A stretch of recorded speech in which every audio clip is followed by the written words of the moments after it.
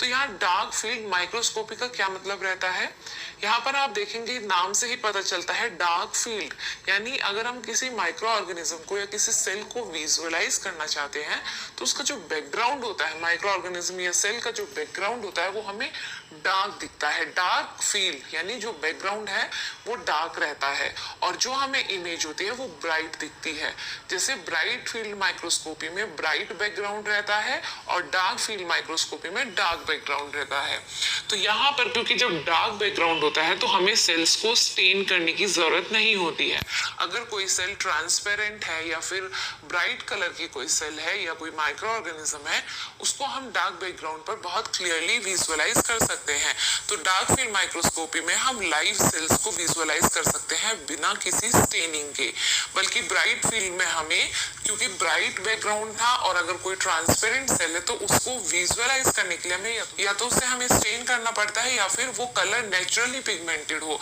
बल्कि dark field में ऐसा नहीं है। डार्क फील्ड में अगर कलर कोई ट्रांसपेरेंट कलर की सेल है या माइक्रोब है तो उसको हम डार्क बैकग्राउंड पर बहुत क्लियरली विजुअलाइज कर सकते हैं। अब हम देखते हैं कैसे डार्क फील्ड माइक्रोस्कोपी काम करती है। डार्क फील्ड माइक्रोस्कोपी का रे डायग्राम भी ऑलमोस्ट सेम वैसे ही होता है जैसे ब्राइट फील्ड माइक्रोस्कोपी का होता है। यहाँ पर माइक्रोस्कोप में जो बेस साइड होती है माइक्रोस्कोप की, वहां पर लाइट सोर्स रहता है। लाइट सोर्स से लाइट प्रोड्यूस होती है, व्हाइट लाइट प्रोड्यूस होती है जिसकी वेवलेंथ 400 से 700 नैनोमीटर के बीच रहती है। यहाँ पर ब्राइट फील्ड माइक्रोस्कोपी में लाइट सो ब्लैक बैकग्राउंड होगा, डार्क रूम होगा, लेकिन लाइट क्योंकि सिर्फ आपके ऊपर फॉल हुई है तो आप वहां उस रूम में विजिबल होंगे।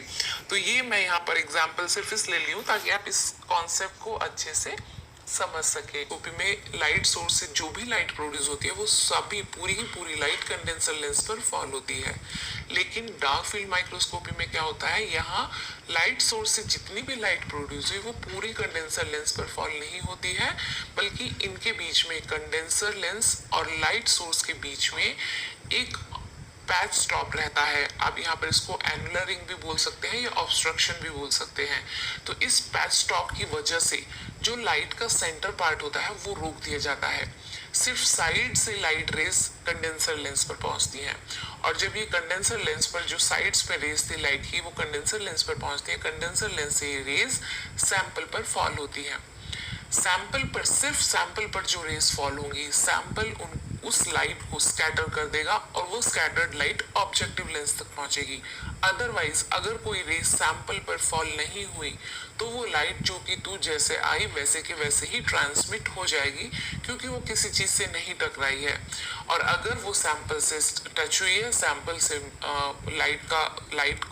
लाइट सैंपल पर टच हुई है तो वो सैंपल उसको स्कैटर कर देगा और सैंपल से वो लाइट स्कैटर्ड होने के बाद ऑब्जेक्टिव लेंस पर पहुंचेगी। ऑब्जेक्टिव लेंस उसको फर्दर मैग्नीफाई करेगा एंड देन आईपीस के पास वो लाइट रेज पहुंचते हैं और आईपीस उसको देन अगेन मैग्नीफाई करके हमें इमेज विजुअलाइजेशन में हेल्प करता है। और जो लाइट सैंपल पर फॉल नहीं हुई वो लाइट डायरेक्ट ट्रांसमिट हो जाती है, उसका कोई यूज नहीं होता है।